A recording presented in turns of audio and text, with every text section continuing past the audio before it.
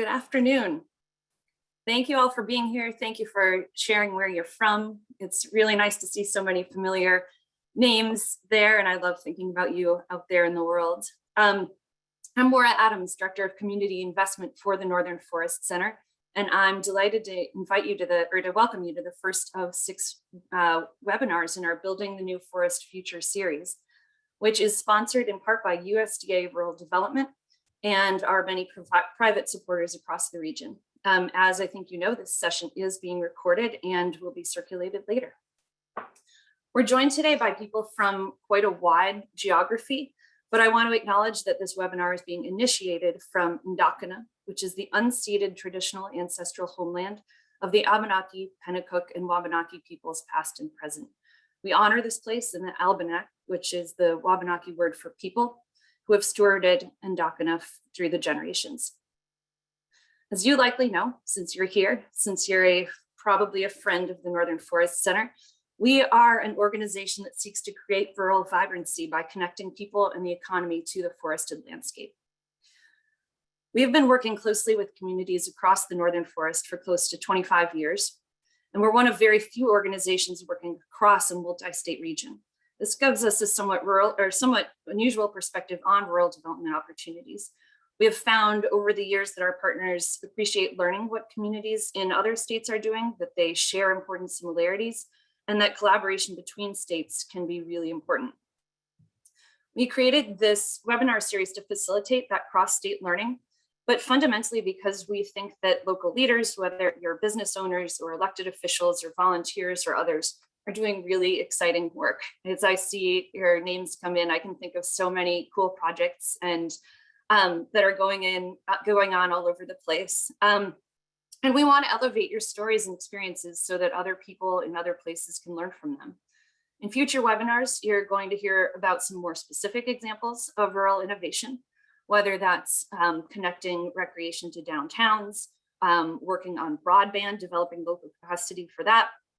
But today we wanted to set the context for those webinars with a conversation about the notion of rural community development itself and some critical themes that underlie all the work that we'll get into over the coming months. At the center, over the past couple of years, we've started talking a lot about the concept of what we call the new forest future. This term makes intuitive sense to some, but it raises some fundamental questions like, what's the old forest future? And why do we need a new forest future? And what does that new forest future look like? How do we get there? What drives positive change in communities? Our guests today are going to explore these questions and others in what I think will be a lively conversation about the future of rural communities. They'll be in discussion till about 1 o'clock, and then we'll have time for them to address some of your questions. If you have questions for the panelists, please enter them into the Q&A at the bottom of your Zoom screen. My colleagues Leslie Harrison in Saranac Lake, New York, Amy Scott in Bethel, Maine, and Isabella Ronson here with me in Concord, New Hampshire have been invaluable partners in shaping this series and working behind the scenes today to pull this off, so I want to thank them. And as panelists today, we are very fortunate to have with us first Janet Topolsky joining us from Washington, D.C. She is Executive Director of the Aspen Institute Community Strategies Group, who has nearly 4 decades of experience helping community leaders, organizations, and policymakers across the country find, create, and spread development strategies that work. We also have Gillian, Executive Director of the St. Johnsbury Chamber of Commerce in Vermont, who returned to Vermont's Northeast Kingdom several years ago to raise her family, and since then has held several different roles, all centered around making the kingdom a more vibrant place to live. Finally, Rob Riley, President of the Northern Forest Center, who has guided the center to become the respected regional innovation partner that it is today. So I'm going to start with a pretty basic question for Rob. And as I said, we're talking here about the new forest future, but that implies there's an old forest future. What did that old forest future look like and how has it changed? Thanks, Maura, and thanks for everyone who's taking time out of their busy day to join us today. I think it's a great question. I think it's a context that we've kind of created just in thinking about how we want to be looking at aspirationally this broad northern forest region.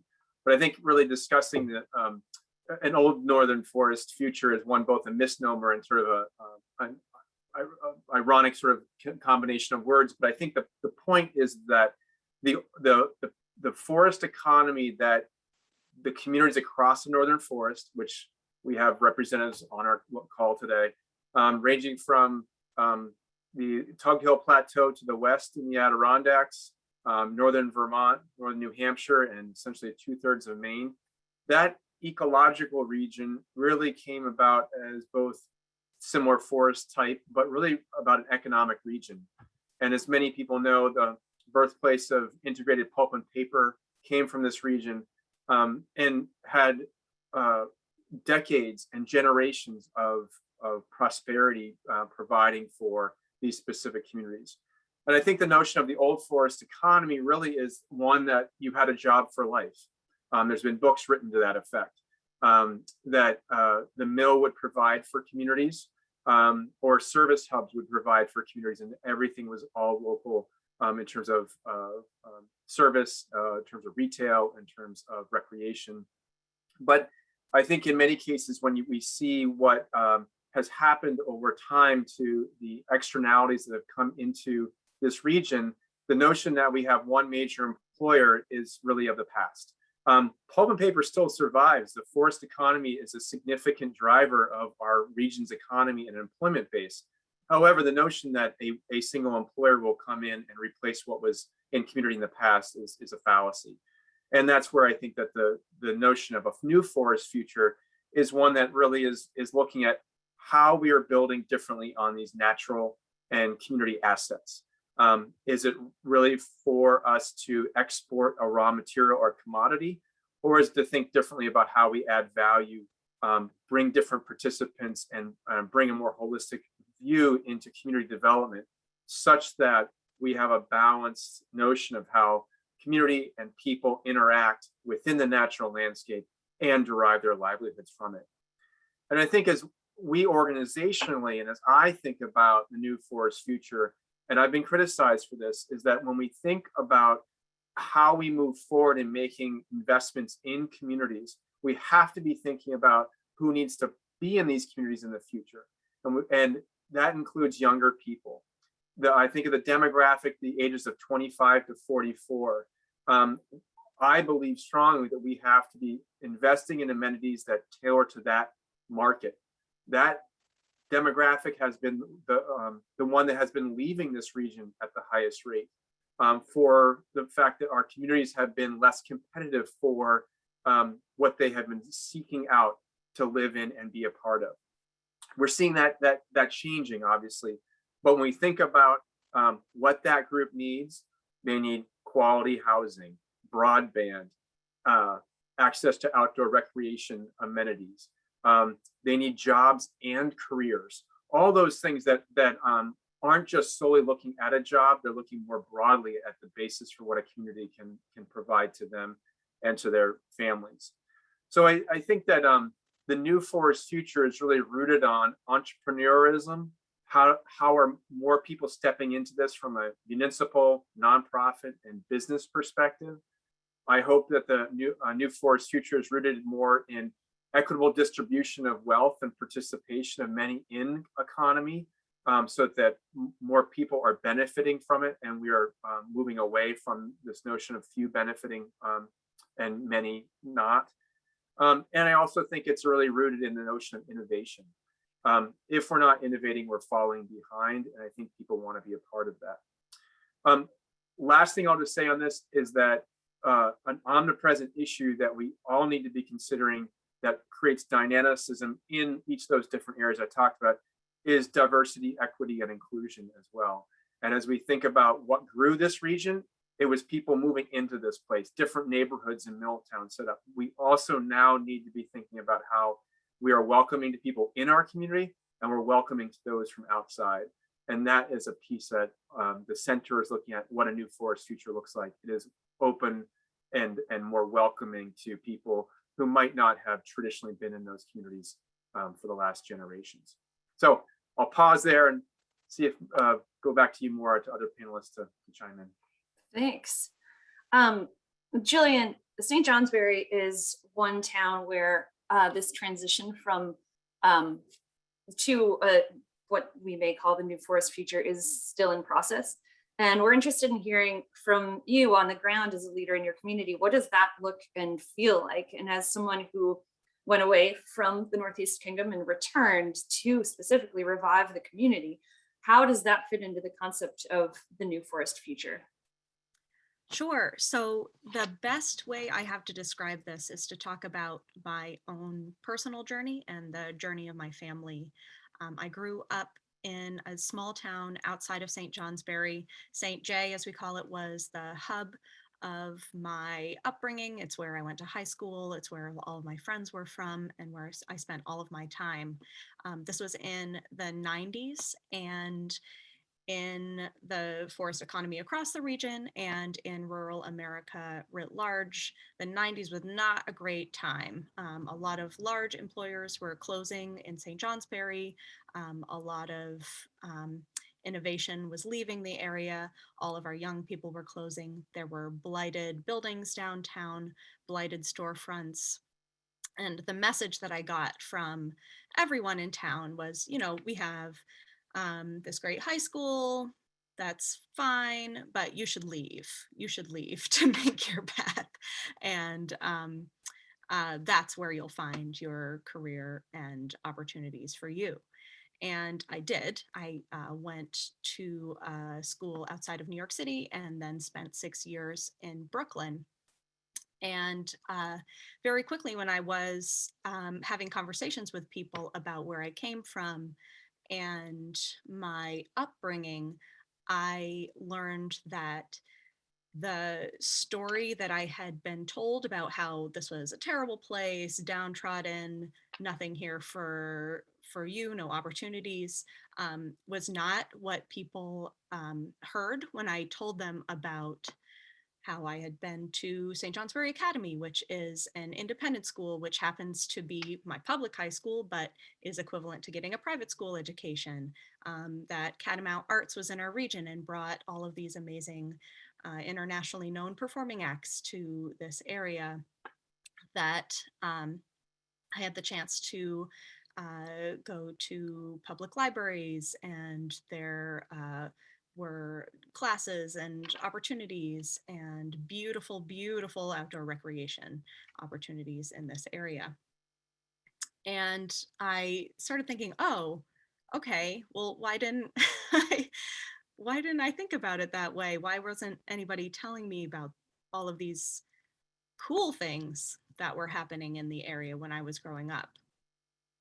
And I noticed that even though when I went back to visit my family, there were really neat things happening. There was a new bar downtown that was hip and had fancy beer from Hill Farmstead Brewery, the best in the world.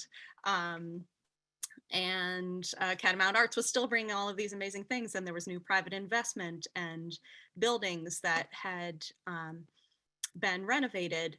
There still was a prevailing attitude about St. Johnsbury that it was not a great town, and there were so many problems, and there was drugs, and there was crime, and there was blight.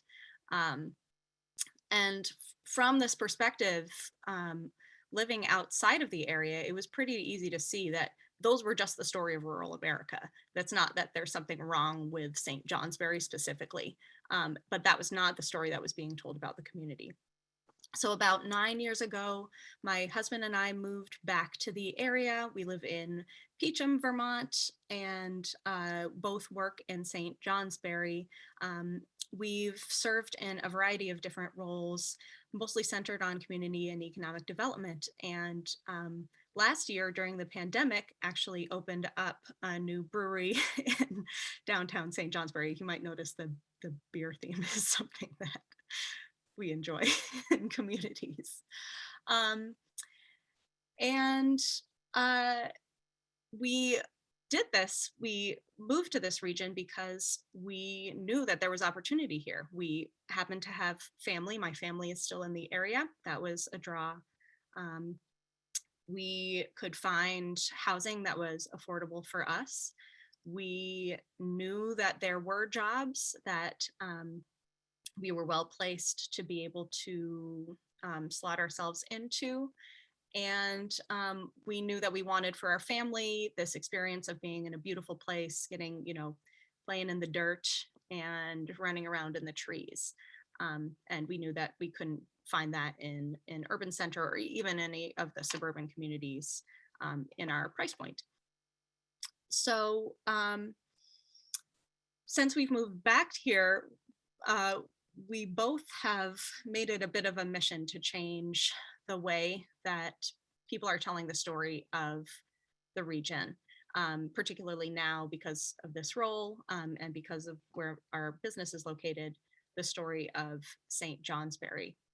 And the good news for me, I'm relatively new to this role. I started last December. There have been at least 5 to 10 years of sustained investment and effort on the part of community members, so both private community members and the town itself, to change that narrative and to take a chance on St. Johnsbury. So we have a fantastic town manager and assistant town manager who are really active in investing town funds and effort into revitalizing properties and into attracting large businesses and developments. And they're amazing partners to work with. But in the course of the past year, as I've been getting to know them and talking to them, they have said to me over and over, and this is a narrative that I keep hearing, that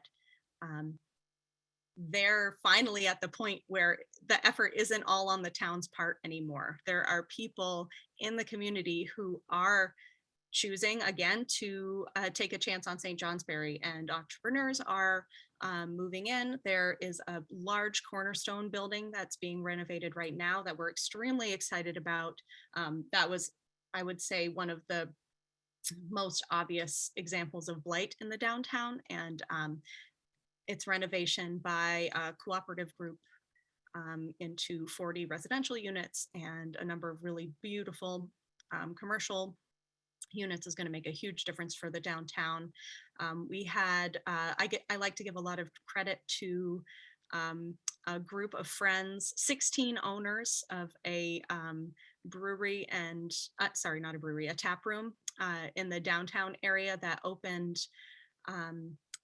8 years ago now, that really took a chance on the downtown, created something very hip in the middle of a mostly vacant downtown area, and just proved that it could be done. And they brought with them a lot of hope and investment from community members. So we're in this great place. Like I said, we have hardly any vacancies in our downtown commercial spaces. We have a lot of opportunities in front of us with from both the creative sector and the recreational sector to attract new residents and to attract tourists to St. Johnsbury.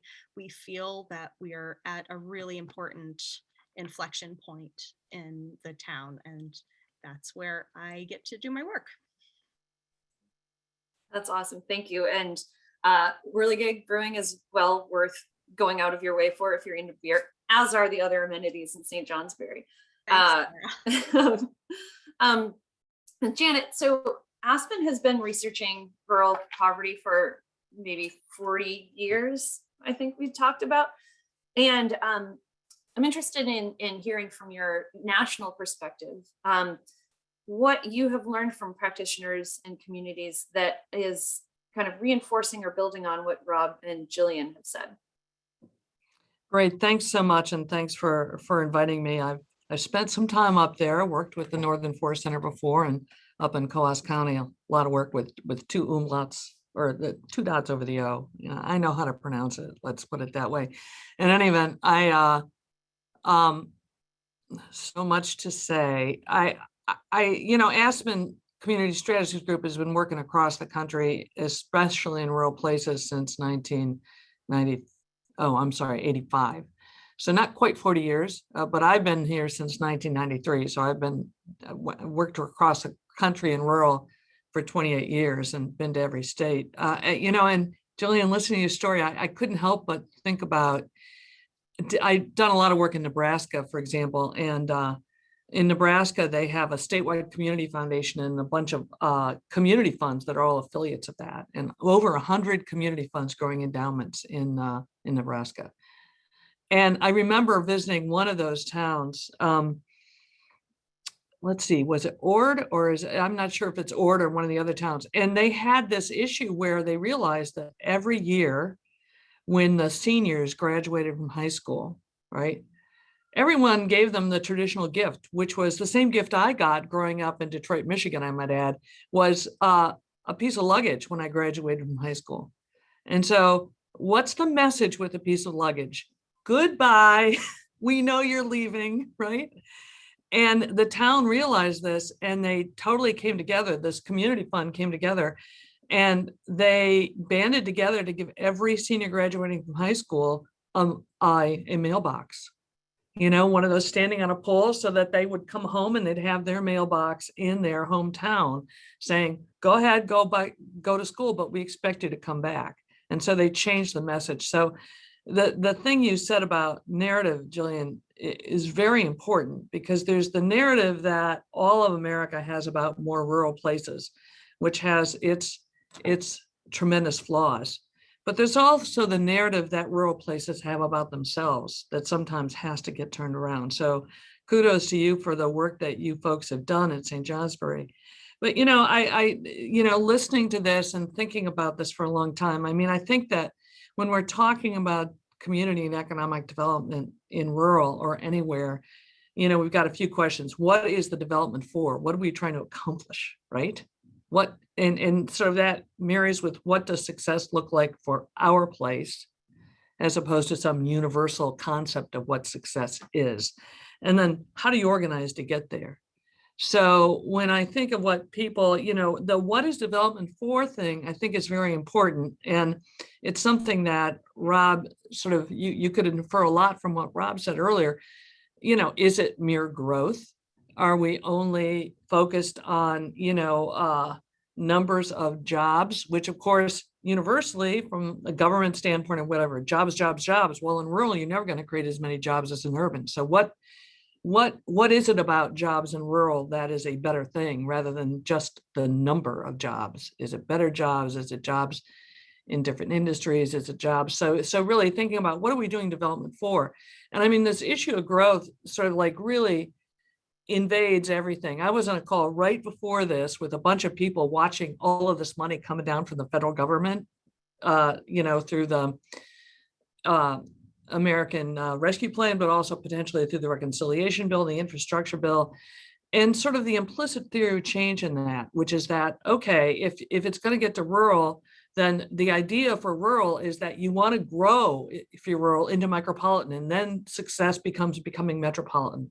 And that is not how rural thinks about itself, nor should it.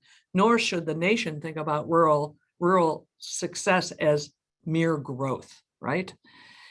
Because the value, the assets that rural have that contribute to the nation's prosperity, the nation's resiliency, really in many ways need to stay rural, not become metropolitan. And so that's something to think about. What is the development for in rural? What are we trying to accomplish? And I can go on about that for a long time. I think there are a number of capitals you want to look at besides financial capital. You want to look at individual skills and health. You want to look at the intellectual capital of the region. What is this area good at? You want to look at the natural capital, of course, the built capital, the buildings, the infrastructure. You want to know about political capital. Is that strengthening? You want to know about cultural capital. Are we maintaining that and building on it as an asset? And you want to know about social capital. So all of those things are important. And we really need to be thinking about how do we strengthen all of those things, all of those assets in rural, not just are we creating jobs, doing loans, and have some return on that investment, right? It's not all about financial stuff. And a way I like to think about it is if you threw a big bag of money in the middle of a empty concrete room, right? And locked the door and walked away, a year from now, it would just be that big bag of money, right? It's the other capitals that turn it into something that has value for that place. So I really think that we need to be thinking about how do we look at the other assets we have and measure how they're getting better, not just growing, getting stronger, right? So there's what is development for? And so we think about, are we only trying to grow or get better or more wealthy on average? Or are we really thinking about more people doing better? And I think that Rob talked about this. It's sort of, is it better if the community grows and it's all from people moving in? Or do we want the people who historically been there then become priced out and they can't live there anymore? I mean, how are we measuring decreases in wealth inequality, right? Decreases in or increases in participation among more people. These are important. Participation measures are quite important. So I think that that's another thing to think about. What are we trying to create through development? So that's one thing. I can go on forever. But then the second thing is, what is success? And I would say that every rural community and rural region has a different starting point. And there is some concept from resource providers, whether it's the government, sometimes foundations, not all foundations, and private investors, that there is some universal starting point we are all at. And therefore, success looks like what they think success looks like, without taking into account what your community's starting point is. So it's really important to understand what your starting point is, and for communities themselves to be in the driver's seat for defining what success looks for them. So are you looking outside to define success? Are you looking inside to say, what does success look like if we take our next step to better, right? And so, take the reins of understanding what your incremental success looks like on the way to sort of a bold goal, and maintain that position with anyone who's looking to be part of what you're doing or invest in what you're doing. Don't let outsiders define success for you. Understand internally what it is for you, and stand on that ground, right? So I think that's important. And then the other thing is, how do you organize to get to success, and I think another thing we don't often look at is this, what are the structures we need to be able to act together, right? Because one person can't do it alone. Gillian just gave us a great example about how all these people came together and took a risk on downtown, right? And they had to develop a structure to act together. The Northern Forest Center itself is what we call at Aspen CSG a rural development hub. It's basically looking at the whole region because it's got some natural stuff in common, an asset in common. And therefore, if you work together, you might be able to accomplish more than if you work alone. And do you have structures like that that can raise funds, that can leverage funds, that can bring people together to find common ground and common purpose? Do we have structures to work together? Especially in rural across place, because you have a lot of communities dotted around the Northern Forest region that some of your states, I know they like to feel very insular and stay that way, as opposed to finding their common ground and banding together to make something happen. So do you have the structures that you can work together in? And how can you strengthen those? Do you know what do you have equitable aims in design, right? And finally, do you have the power and voice to influence the systems? Can you build power and voice to influence the systems that are outside community control, right? And so by that, I mean the media narrative or legislation or whatever. I mean, is it all just, being Eeyore-ish about what the state legislature is doing or the federal government's doing? Or is there some effort to bring people together to inform decision makers or private investors about what's real and rural? And so rural stepping up, combining voice and taking a larger role in design and in informing systems is actually something that I think is really important. I'll stop there. As I said, I can go on. So much to say. I did see a question come through the chat. Please do enter those in the Q&A so Amy behind the scenes can get those together for later. Rob, you have a follow-up. Yeah, I just sort of wanted to build on some of the things that have come so far, and three different themes here that might kind of come together at the end. one I think that Janet was really touching on is that we have a tendency to do really well within silos. We have less of a ability to reach across and work in that way. I think it was a gray space in between where people feel maybe a little less comfortable, but that's where innovation happens, and that's where we start looking at more comprehensive solutions. So I think that in all of our goals, we really should be aiming to break down the barriers between, whether it be economic development, forest conservation, an example of the space that the center has been in. I think the other is who do we normally rely upon to lead efforts? Is it institutions or is it individuals in the private sector? And it used to be maybe one or the other. Now it's both. And we need to think about how we work more with more agility in each of those different sectors.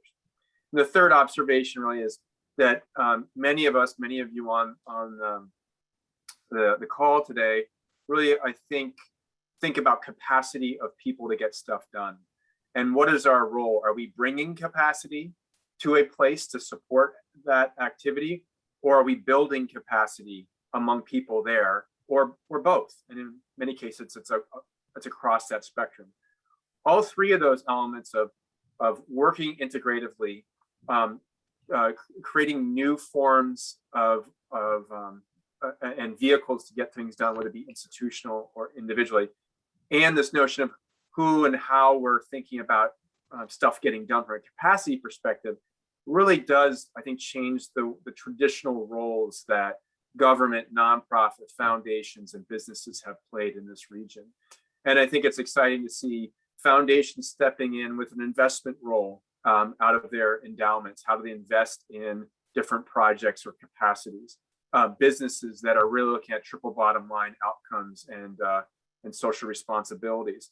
Nonprofits getting into a space that might compete with the marketplace and set and identify new markets that need to be stepped into. And from a role of government, thinking about how our federal and state partners through an organization, or the Northern Border Regional Commission is bringing new resources in very different ways.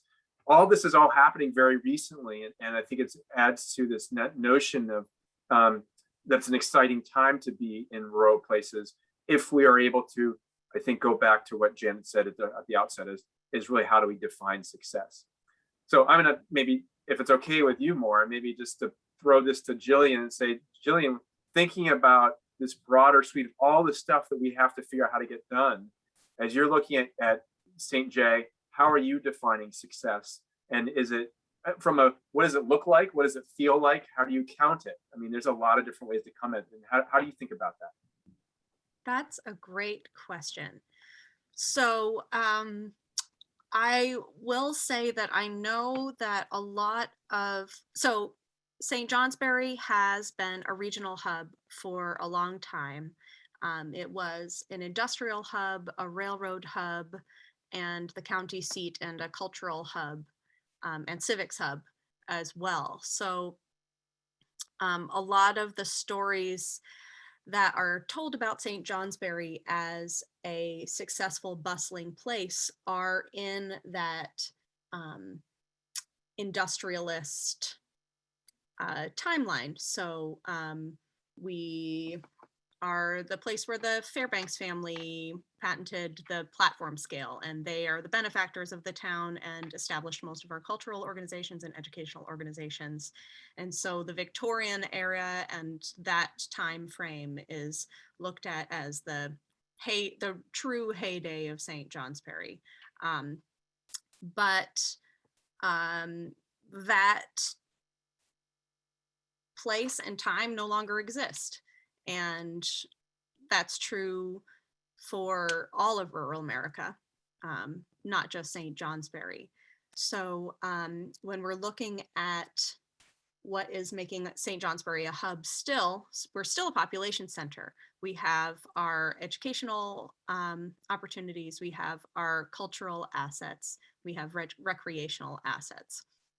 And so, and proximity to larger population centers, which is always helpful. And broadband, which is great too. In town, I should clarify.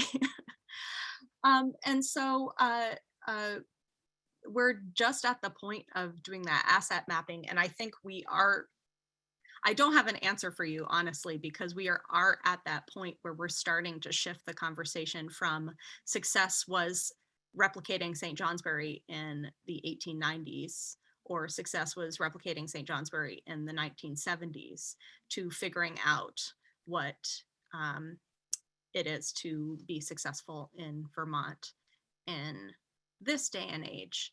And the easiest way I can think of to identify that is to look at some of the problems that we're experiencing. And again, these are problems that are across rural America. So the flight of young people, and the pricing out of residents, and being left behind by broadband and connectivity and other opportunities related to housing. And so, the things that I get really excited about in terms of community development are the things that make communities fun to be in, which is going to attract those young people. So breweries, for example, biking. How many bees can we put together? It's a lot of bees. Things that people like, art as well, obviously. And those things are great and really important. That's great for attracting people and attracting people with a certain amount of wealth to live in a community. We haven't done as good a job in Vermont as a whole, this is probably true across the Northern Forest region, of making this place welcoming and accessible to the working poor who live in our communities. And that's something that I am curious about through the Rural Tourism Academy program that Northern Forest Center is putting on. We're going to be exploring that a little bit. But what helps me when I think about this whole conversation and the things that Jana has been talking about, and Rob, it's so helpful to recognize that none of these problems are unique, and we all are working towards,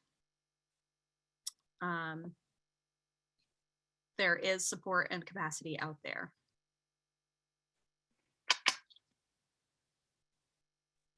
One thing started to chime in again here quickly is that, Gillian, that if I could, as a visitor, talk about a measure of success, it's the desire for entrepreneurs to be in town. And when we brought our board as a tour during June, when we actually could get together safely, we heard from other people who said explicitly, I wanted to be right here in this town on this street. And that was a huge statement of confidence and interest. And that becomes a self-fulfilling prophecy there. So that being one, and the other being that people remark, boy, this town just seems really welcoming. So those are just two things from the outside. Someone who doesn't live there every day notices as signs of success. So congratulations. Yeah, if I can add to that, we've been doing some, it's interesting that both some governmental types, federal and state, as well as some foundations, are beginning to ask the question, well, if we're not going to measure jobs, how do we measure rural success? And we've been convening small groups, 5 to 8 practitioners, meaning people doing rural community economic development, a diverse group from across the country, and just little small groups of 5 to 8. We've talked to nearly 50 people now and asked them that question. And one of the things that people say is momentum, right? So how do you measure momentum? I mean, the census does not, provide data on momentum, right? But that's where it really, and I think it's so palpable in rural places when you've got momentum or don't. There was a guy who quite an amazing industrialist, really creative and industrialist and artist in Nebraska, who was on the board of the statewide community foundation there, who said to me once, well, he could drive through any small town in rural Nebraska and tell you whether it was going to succeed or not, just by driving down Main Street. Yeah. Now I find people who agree and disagree with that because not all the action is always on Main Street, and we'll just leave it there. But there is something palpable about momentum and what that looks like. And that once, it's like little things like facade restoration, on 3 buildings on Main Street will lead to others trying to clean up their act a little bit. And then people start saying, well, what else can we do? I mean, it's just very interesting, but momentum isn't all about appearance. There are other, it's more people coming to the table to be part of the action is momentum. So, another thing I would say is, how do you measure momentum? Because it feels very real to most people we talk to in rural. Either they know whether they have it or they don't. It's like, not to get to the sports analogy, but it's sort of like the turnaround in a football game when the sportscasters all of a sudden, well, the momentum is now switched to the other team, right? And you really can feel it. So I just wanted to mention that. Right? What does it look? I'd be fascinated if anyone put in chat what momentum looks like for them in I their was going to place. ask the same. What I was gonna ask the same. what have you seen that smells like, what's the old song, smells like Teen Spirit, right? Smells like momentum in your town, right? Cue For those of you Nirvana. who are young enough to even know who did that, I don't. I just know I had a younger friend who said that he would wake up every morning and play that song. I have no idea why, but That is a wake up. While people are putting that in the chat, and I am really interested to see that. Rob, could you talk, maybe give a few examples of where we've seen a little bit of that momentum in community? And someone in the Q&A referenced enabling conditions about when you're sort of ready to work with a community. I'm not sure if I think those are somewhat related in that when there's a certain tipping point, when you have momentum, what starts picking up. So what have you seen in places where the center has worked or places we've observed? So it seems unfair to only call out a few examples because there's so many and they're at different scales for sure. But I think that, when we, I think one thing to be said, of course, is each place is its own unique context, and the challenges are pretty much similar across the board. What are those? And Gillian rattled those off. The broadband, the housing, the jobs, I think of throw in breweries as the third meeting spaces, or coffee shops where people can feel like they can have an entry point in the community. Those are happening, across the region for sure. I think just a few off the top of my head here that feel like there's a different sense of alignment of town leadership, local organizations, community, residents trying to address a need. I'll sort of think about this geographically from west to east and try not to leave, I'll leave a lot of people out. And I'm sorry, but I think about Keene, New York, and Elizabethtown as two examples where you have people in the town, St. Jay, Gillian mentioned this as well, town employees as well as volunteers working through a community input processes to identify strengths and weaknesses, ways in which to engage people, but also really to build on what's uniquely, what their unique calling card is. So thinking about Keene sitting right in the high peaks, how do they address housing? How do they address making sure that young families can stay at a really excellent school system is an issue that group is talking about. In Elizabethtown, the idea of harnessing this emerging infrastructure of mountain bike trails. I heard the other day that there was a climbing challenge that was being put together, meaning a rock climbing opportunity to engage different kids and people in the community. Again, sort of thinking about what is going to put into place the calling card that attracts people to town there.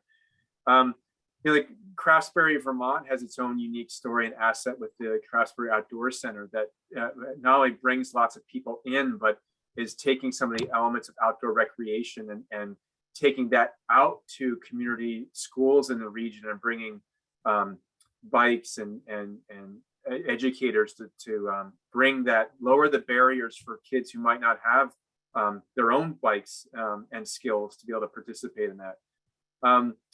I think of in Lancaster, New Hampshire, how people crowdfunded for a business to open, and that sort of notion of people-to-people financing as opposed to quick underwriting that sometimes seems to occur. And and last, to think about sort of how in Western Maine, thinking about sort of institutionally how multiple towns are working across, town select boards are working collectively to look at broadband, look at housing. And I think Janet touched on sort of scalability of how do we work? We work on a town, we work on a region. How do we get to outside of some of that parochialism? So I think that there's so many exciting things that are happening. But I would say that one of the things where it seemed that there's obviously more attention that may be happening is in those places that have really high natural amenities. Recreation is a core driver, and it's one of those tension points. Does it attract lots of people, and does that displace people who live there? So again, I think going back to measures of success and how we think about engaging people in community to identify what those are, there's going to be a tension there. And our great partners at Kingdom Trails have worked through this and identified what that growth looks like and how many people coming in can really increase the notion of how they're being stewards of the land as well. So it's probably a long laundry list more. I mean, maybe not where you were prompting me to go, but I think that there are so many bright spots across this region to really point to, and all those come with cautionary tales. We need to be careful about how successful we are under whose framework and what is the impact on our landscape.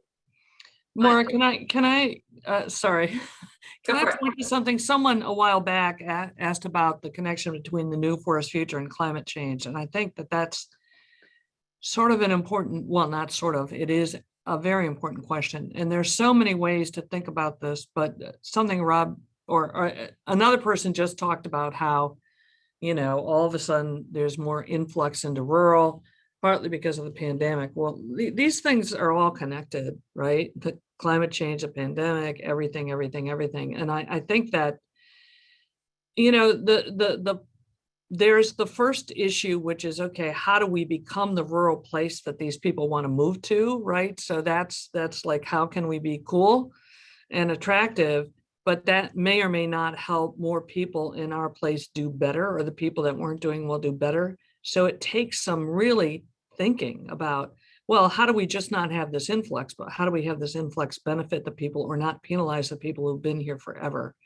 And that's, there's a lot of hard thinking. I mean, when it comes to the housing, there are all sorts of people sort of addressing this, with land trusts or with coming up with ways to ensure there's a certain amount of working class housing that has to do with improving the existing housing, where the lower wealth people are living, et cetera. But so that's one thing. And then there's the oh gosh, I lost my thought.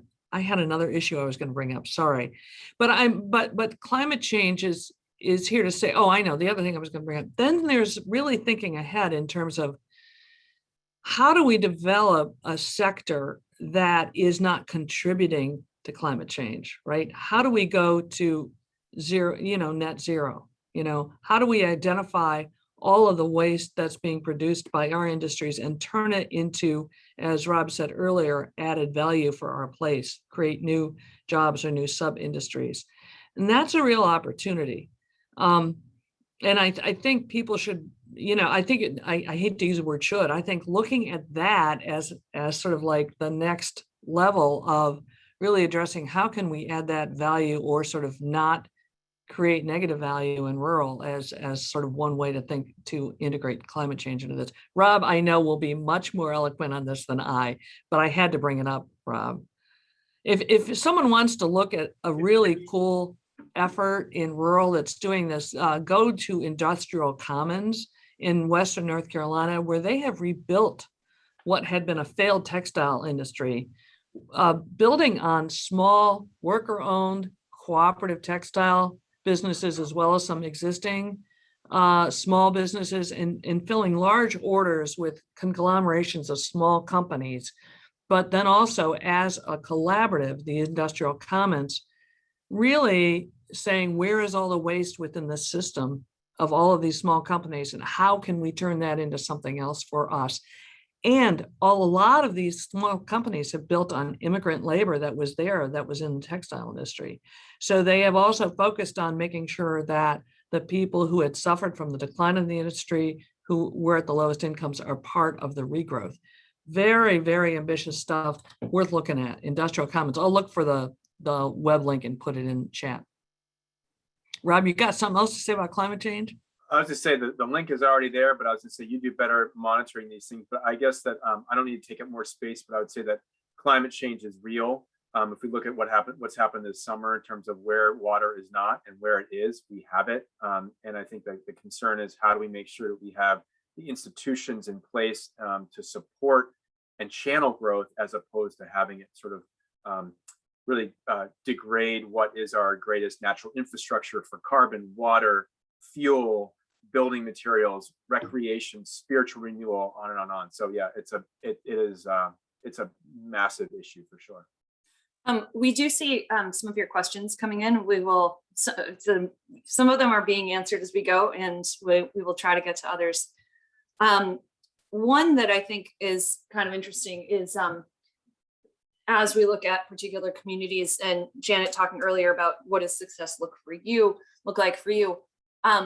Someone is asking, and this has occurred to me as well, specific to St. Johnsbury, did the town do any kind of visioning or planning together to reach consensus on what community revitalization would look like? And I don't think any town ever has achieved consensus on something, but was there any process that led to a common vision that you're now looking to implement?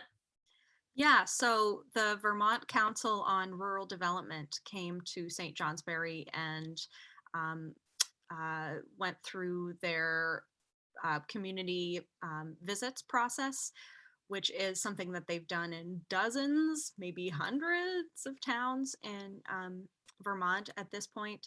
And they have, I can't say enough about the process. I've been through it in three different communities now.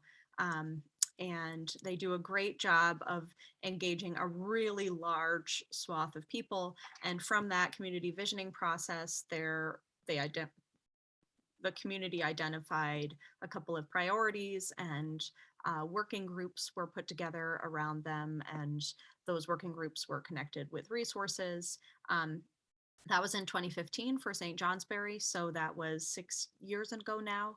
And most of those priorities and working groups have morphed, but all of them exist still in some way or the other. And the great benefit to that process was not only the specific priorities that came out with official working groups, it was also the people who are advocating for different priorities. And they also received support and resources and were galvanized around whatever their issue was too. And so those have also made a big difference in the community. So, one example, the riverfront was identified in St. Johnsbury as an area to revitalize and develop.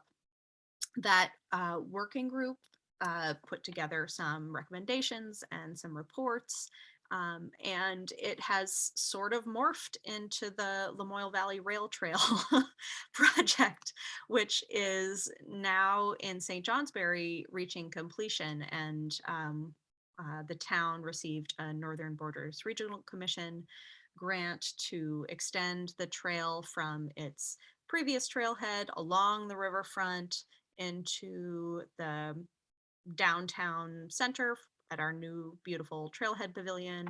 And so, that work still continues. The town itself does a fairly good job at keeping its own list of approved projects and priorities that help keep momentum going from select board makeup to select board makeup. And so there's some sense of shared vision and continuity year to year. Thanks. Gillian, can I ask a question around that Yep. too?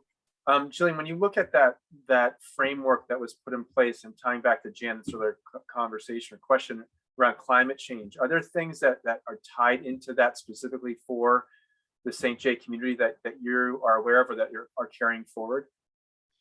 I think St. Johnsbury is fairly early in the conversation about community wide efforts around climate change. They've just approved through our select board an environmental action plan.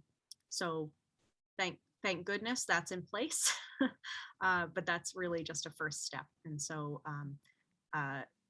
there are individual people and individual groups that are working on climate change, but I look forward to more sustained community engagement and municipal engagement in that conversation.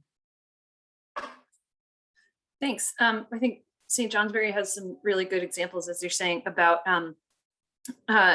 groups working together. And someone asked earlier whether, Janet, you talked as well about creating these successful structures for groups to collaborate. And I'm curious if someone was asking if you could provide some specific examples from your experience of when and how that has worked well. Yeah, I mean, I saw that question. It's I have a take on that, right?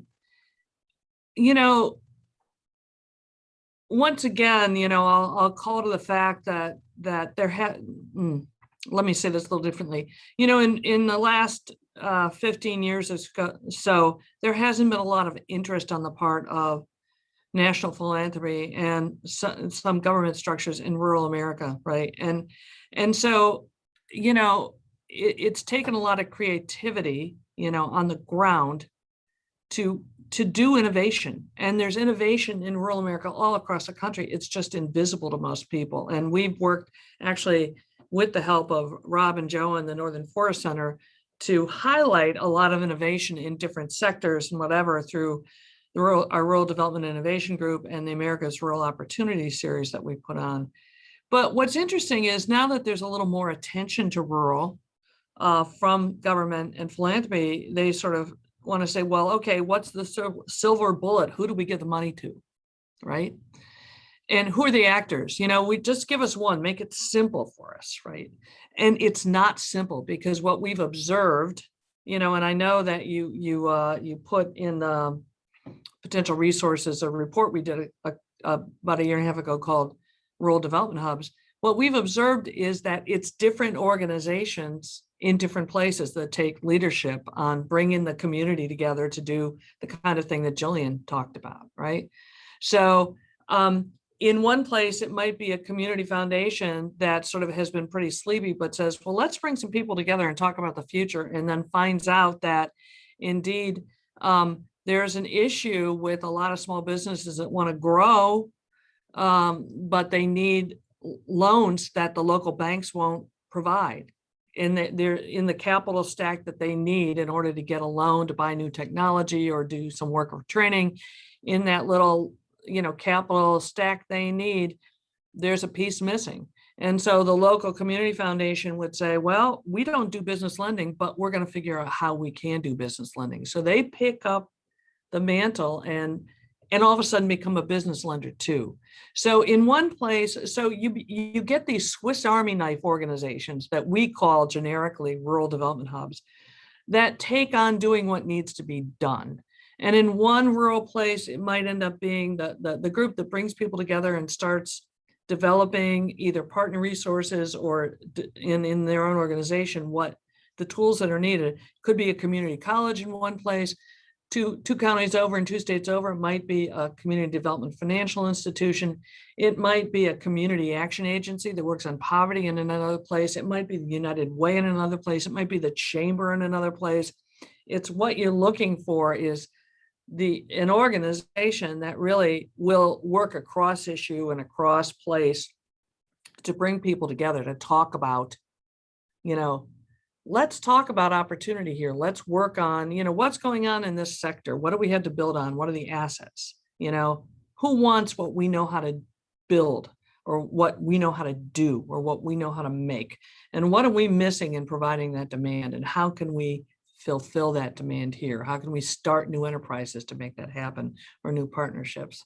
So the question on, how do you organize is one thing. The who is really depends on who's taking the reins in that place. And often, I think probably more in your part of the country, government plays a larger role than it does in some other parts of the country. But it's not always government. You can't look to government to do this cross-community work. You've got to like start it out. So I think about, give me an example, Red Cloud, Nebraska. That's the home of Willa Cather, right? Willa Cather, the amazing author, whatever. They were going down the tubes, right? And it just had some community members get together and start saying, hey, we do have this asset. Willa Cather was born here. She wrote her books here. We've got some of the buildings here. And they started getting together as a group and just whatever. And they did have a community fund. And they then turned to that community fund to say, can you help be the holder of the money that we need in order to act together? So that's when I say you need structures to act together. Where would the money have gone? Who you're going to give it to an individual to hold? Do you have a structure that can hold money that you can invest in yourselves? Right? Those are the kinds of structure I'm talking about. You learn the structure you need by figuring out what you're going to do, and then say, do we have a structure to do that? Whether it's decision making, holding money, investing in yourselves. So I would say it's not a matter of what is the specific organization we need, as what do we have and who can expand to do what we need to be done. I hope that made sense. We'll see.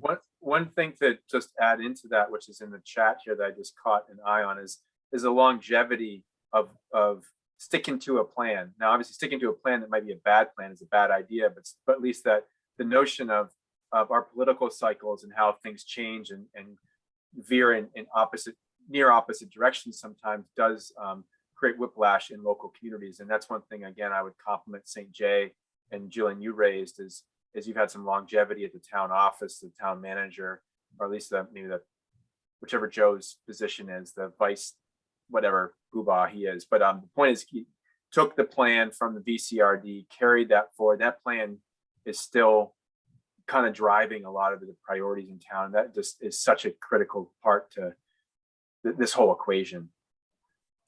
One more thing. I think there's an issue there of accountability, right? How do you build something to which you can be accountable to each other within a community, right?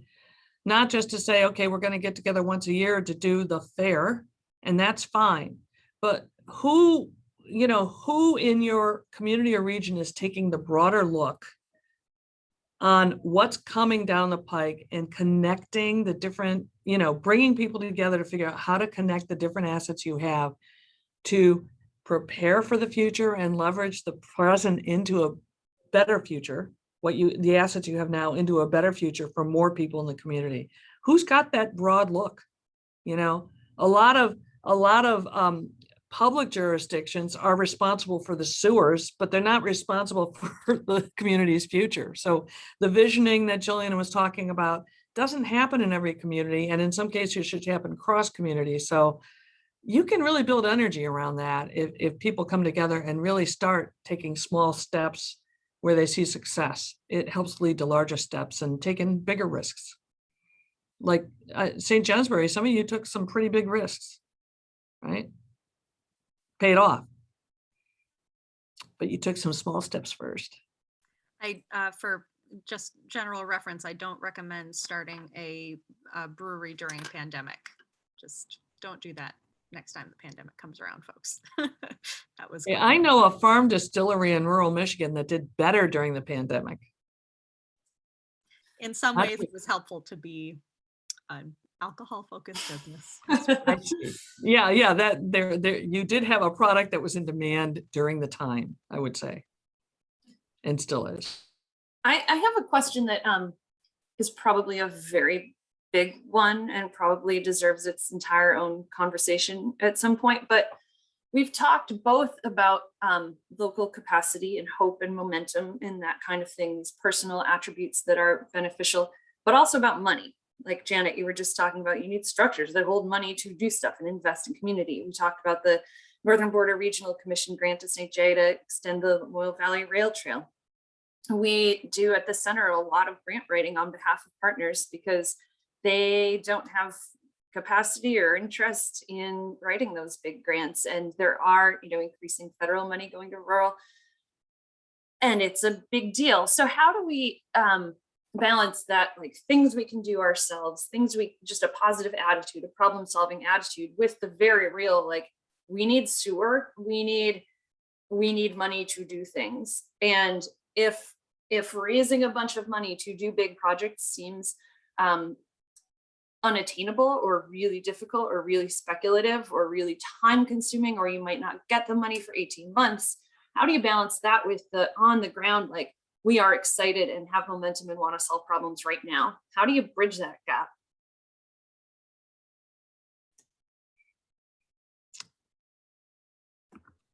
Carefully. Yeah, I mean, yeah, carefully. I mean, you stay in communication, but I mean, there are a couple of questions in there too, more I just saw about what do you do if you have a lot of organizations trying to do things and they're not collaborating? And I think that's also a critical issue. It's critical at the national level. We've been working hard really in the last few years to have some national organizations focused on rural work together. And we're beginning to see some small progress on that, and it's making a difference. I think I'm going to give you an example from Kansas that I think is quite interesting right now. With all the federal money coming down, where's it going, right? So it depends, one of the issues we have is there's a lot of money coming down and it's going through the same old pipes, right? And those pipes, meaning program pipes, generally there's a lot of structural urbanism in how some of those pipes, in other words, they tend to favor urban places. And that's a whole nother webinar, we won't go there, but the point being that for it to really get to rural, once it gets down to a rural community, who decides how it's being spent? Is it just going to go, to what was sort of sitting there that no one's ever had enough money to? Is there community engagement? And in this place called Hutchinson, Kansas, what happened is a local community foundation and the local Chamber of Commerce, who did not used to get along that well, but they've built a relationship over the last few years around some work. They came together with 2 or 3 other organizations, and they actually petitioned the local council or whatever it was, government that was going to get the money, to say, do not make these decisions without engaging the community and advising you what's important, right? So one way for competing organizations to begin to collaborate is to say, are we here for just ourselves? Or are we here for the community? And can we, take this opportunity of federal money coming down to really engage the community in a conversation about what should we be spending that money on? Because it's a once in a generation, maybe once in a lifetime influx of money that's going to be coming down. And a lot of communities are just sort of like deers in headlights. Most communities are deers in headlights, and I don't blame them for what are we going to do with this and how quickly do we have to spend it, under what restrictions, how do we even apply for it? It's huge. So I think can be a real motivator for collaboration, because it's going to be hard for any one organization to pull any of that money down.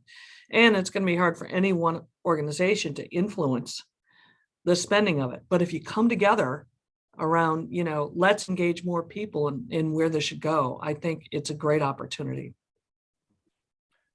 Jump on that a little bit too. I want to call out one of my success examples before of Western Maine broadband. And I know that Mia Purcell, a great partner from Community Concepts in Western Maine, and our staff person, Mike Wilson, have been working with the towns of Newry, Bethel, Woodstock, and Greenwood. I believe it's been like 3 years to look at local mapping, readiness at the town select board level, among town managers, convening those, their scale across those. But it's been 3 years. And that's not speaking derogatory of of folks in those communities. I think, Janet, you said it right. They're just big. This is even before we knew there was big money coming down. Those are big issues to understand. Even how with an ISP provider that's not giving you information, how do you know who has what speeds in your community? Going through that process now, I believe that those communities are much better poised to have the readiness to put that cost benefit onto things more, as you're saying, of like, do you move forward in getting that money, or do you just say we can't step forward? So I think that going back to one of our conversations around capacity, to have that capacity put in place to catch that money doesn't happen overnight either, and it's a long time coming. So I think that I'll put my plug in as I look at some of the federal policy and the Rural Partnership Program. Did I get that right? In the reconciliation process that actually includes, I think for the first time that I've ever seen, real dollars to go through USDA Rural Development, the federal agency that has rural in its name, to actually put capacity dollars into helping communities place these other large scale infrastructure and project funds. So I think, again, there's an exciting things that are happening. Of course, that still in reconciliation, and that bill is still being marked up on, I guess not in the House anymore, now on the Senate side, but I think that there is potential in those places. Still in the House. That's the call I was on right before this one. Hasn't left the House yet, so I know that our regional folks on the Agriculture Committee and Congressman Pingree and Congressman Custer are both working on that. But point being is, I think that that's a critical component that needs to be in place in community, and thinking again differently about how we scale that. So sorry for the long ramble there, but I think it ties into, we got to be thinking 3 or 4 years out. We can't be thinking 3 months out from when we're trying to figure out how communities can be better at catching some of these monies. So Rob, I'm glad you mentioned the Maine West and broadband example. We are going to be digging into that much more in our January 18th webinar, featuring Mia Purcell and some of the partners in Maine West, talking not about, okay, here are the mechanics of how we are getting our broadband stuff, which, has a lot of different, every state is going to be different on that, et cetera. But it's really about how do you develop those structures and community capacity and learning so that you're ready to take advantage. And that can be transferred to many different sectors and needs, not just broadband. So that is you can look forward to that in January. So we just have 15 minutes left, and I'm interested to get any final thoughts that you want to share with this group. Anything you want to leave people with? Maybe starting with Gillian. Sure. I want to take the opportunity to talk about a question that I saw from Alyssa Bradley in the chat about examples of communities where working class folks are really excited about economic development and momentum that's coming from entrepreneurs, bikers, brewers. And I think Burke and Kingdom Trails Association, hi Abby, are doing a really good job figuring this out in that area where they've seen an enormous amount of growth and growth based on the outdoor recreation scene at Kingdom Trails. But it's worth noting that that tension has been around forever, at least in Vermont. There's a really great book by Paul Searles about called Repeopling Vermont that talks about the state's history of attracting new residents, particularly professors and second home owners and Swedes, of all people, that have really contributed to the state's whiteness and the division between working class people in Vermont and the that biker brewery set. It wasn't Bikes and Brews back in the day, but you know what I mean, that sort of intellectual class versus the working class in Vermont. So those tensions have been around forever. I think they are becoming really heightened right now during the pandemic with the housing crunch that we're experiencing all across New England. And that is really acute here in the Northeast Kingdom. And so that's not an answer for you, except that should check out what Burke is working on right now. And it's an important question that has historical roots. Thank you. Rob, some final thoughts from you? Yeah, I was just scanning through the chat and caught my eye. Someone put a quote in. It's a feeling like we haven't quite landed the plane, but we see the runway lights, and I think about that in many places. But I feel like COVID is the cloud or mist that is obscuring where the landing might be. And when we look at data that tell us what different trends have been in terms of school enrollments, property sales, activities, occupancy in second homes, it calls into question whether like this is a success or this is just continued challenges for those who are from and in those places, particularly those who have the disposable income of those who have come in from outside. So I think that we're trying to really kind of evaluate what measures of success look like over time. U.S. Census is coming out right now at the county level, has not gone to the town level. There's a question as to really how good is that data now to tell us what is really going on. So I'd say that as we look at COVID being a driver of the challenge of housing that is omnipresent across the region, but also in the fact that it has raised up this need for rural broadband at the same time, how do we, and for being able to work remotely, how do we leverage the things we've discovered during this time of upheaval and play on the unintended benefits, if you will, but also how do we really minimize and learn from what is some may look at, oh, didn't you just solve your problem because now you have a lot of people there? Isn't that what you wanted? Well, no, that's not exactly what we wanted. So so the point is positive momentum, and yet I think to say the obvious, because I don't think we've really touched on it this call, is that COVID is creating just a different dynamic that we need to really be honest with ourselves around, again, going back to almost where we started, how are we going to define success in community? And I just also, this might be last point, is to just say to thanks and gratitude to Janet and Gillian and Maura for being on a conversation with you both. So thank you. All right, Janet. Yeah, I saw something in the chat about, is there a spectrum of starting points? And I'm sure there is, but the question is, what is your starting point? And so I just want to point out that is the idea of communities defining what success is for them is very important. And I think it's also important to think about it in terms of the multiple different kinds of capitals or assets I talked about. So I just put a link in the chat to wealthworks.org. And if you go there and read, the background, and there are some little modules in there that talk about the different capitals. And I think if you sat down with a group in your community and say, what's true? Where are we on our political capital? Where are we on this? People can define it.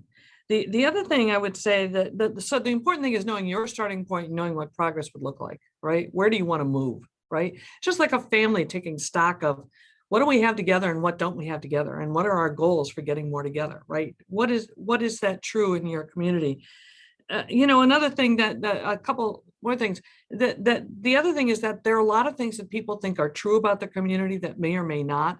So something that a lot of communities will do is, or some communities I've seen have done, is do a data walk. They'll actually have someone, look at data and see what is true about the community, answering a question: who lives here?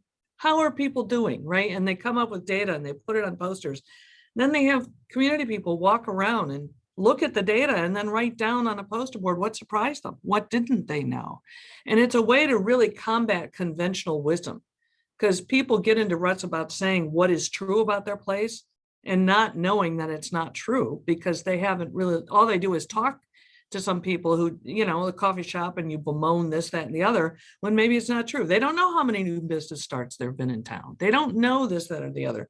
So that's another thought. Another way to get people to start thinking together, or maybe collaborating, is to have kids, and some of you I know have tried this, but I'll say it out loud again. give the kids in the grade school cameras, have them go around town, say, take photos of what you like, take photos of what you don't like, and put the photos up in the gym and walk around and look at them. And you'll get community people coming together saying, ooh, we need to work on this thing that the kids don't like, right? So it's another sort of small things you can do to get the conversation started, I think is really important. Finally, I want to say that even as we've been sitting in here today, during this session, the Urban Institute of all places came out with a topology, rural topology for investing, equitable rural investment. I have not looked at it yet, but I just got the link and I'm going to put it in the chat for you because maybe you all want to look at that too. There might be something in there. So I just pasted it in there. It says 3 ways to promote equitable rural investments, I think is what it's called. So here you go. Oh, wait, I have to hit return, don't I? Okay, there you go. Thank you. So That's awesome. We all have afternoon reading. I love hot it. off the press. There you go. Thank you all so much. We could talk about this so much longer.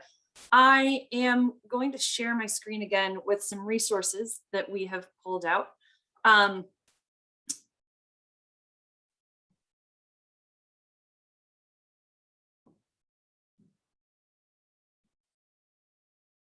This includes one that Janet already mentioned. The first, there is the Attracting New Residents to the Adirondacks strategy that the center put together last year, which a lot of the elements and tools within that are transferable to other parts of the Northern Forest. So that's worth taking a look at. St. Johnsbury Chamber of Commerce website is where you can learn more about Gillian and more about this excellent town. Janet's website, and of course the centers. We have a new website as of a couple of weeks ago, and it's beautiful. And even if you think you know us well, I encourage you to go there and check it out. You will be getting an email after this with all of these links included, along with the ones that were added to the chat during our time today. And finally, I really want to encourage you to join us on November 16th at noon for talking about the town to trail connection. Not just, hey, recreation is good, but how do you use recreation to literally connect to downtowns and bring about some economic change, both in bringing tourists, also making them more attractive for potential new residents, and making communities stronger for people who live there already, contributing to ongoing community well-being. These photos are from the places that we will be talking about. That is a bit of a teaser. We will be sending out the specifics very soon.